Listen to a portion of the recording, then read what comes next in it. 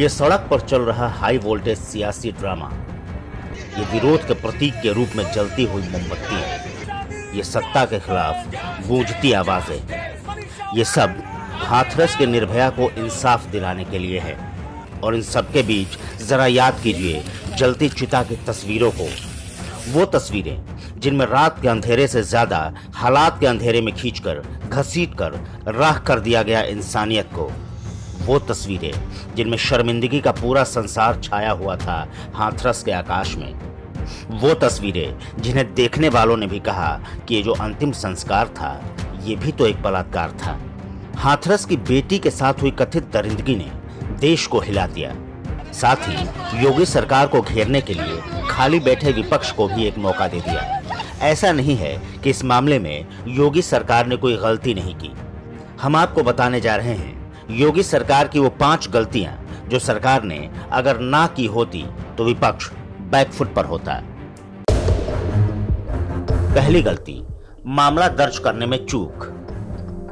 हाथरस कांड पर पुलिस से जो पहली गलती हुई थी वो ये है कि मामूली धाराओं में केस दर्ज किया गया। जब पीड़िता की हालत गंभीर थी तब भी बेहोशी की हालत में उसे अस्पताल में भर्ती नहीं कराया गया। 9 दिनों तक पीड़िता को होश नहीं आया, लेकिन इस दौरान पुलिस ने मामूली छेड़खानी की धाराओं में ही केस दर्ज किया।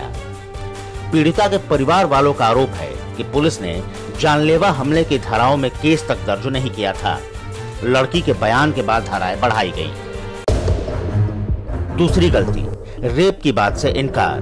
पीड़ित लड़की 15 दिनों तक मौत से जूझती रही और आखिर में 29 सितंबर को लड़की ने दम तोड़ दिया, लेकिन अब पुलिस रेप की बात से इनकार कर रही है। पीड़िता की मौत के बाद से पुलिस लगातार यही कहती हुई नजर आ रही है कि पीड़िता के साथ रेप की पुष्टि नहीं हुई है, लेकिन ये बात लोगों के गले के नीचे नहीं उतर रही है। तीसरी गलती, पीड़िता के शव को जबरन जलाया। हाथरस पुलिस ने आधी रात को परिवार के विरोध के बावजूद पीड़िता के शव को जला दिया। पीड़िता के माता पिता अपनी बेटी को अंतिम विदाई देने के लिए उसके शव का इंतजार कर रहे थे और हिंदू रीति रिवाज से अंतिम संस्कार की तैयारियां चल रही थी, लेकिन देर रात पुलिस प्रशासन ने लड़की के शव को जला दिया। पीड़िता के परिवार वालों को न तो उसका शव दिया गया और न ही दाह संस्कार करने दिया गया। इतना ही नहीं, दाह संस्कार वाले स्थान पर मीडिया को भी नहीं जाने दिया गया। ये इस मामले में यूपी सरकार की सबसे बड़ी चूक थी। चौथी गलती, राहुल प्रियंका को नहीं करने दी परिवार से मुलाकात।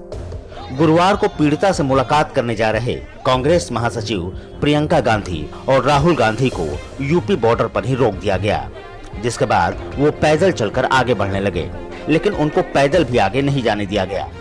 इस दौरान काफी धक्का मुक्की की तस्वीरें भी टीवी चैनलों और सोशल मीडिया पर खूब दिखी। ऐसे में सवाल है कि आखिर क्यों पुलिस ने पीड़िता के परिवार को उनसे नहीं मिलने दिया? ऐसा क्या है जो पुलिस छिपाने की कोशिश कर रही है? पांचवी गलती, डीएम के बयान से मचा बवाल। हाथरस मामले में सिर्फ सियासी गलतियां ही नहीं हुई, बल्कि सरकार के नाकाबिल अधिकारियों ने भी मामले में छीछा लेदर करने में कोई कोर कसर बाकी नहीं रखी। दरअसल गुरुवार को हाथरस के डीएम साहब पीड़िता के घर गए थे।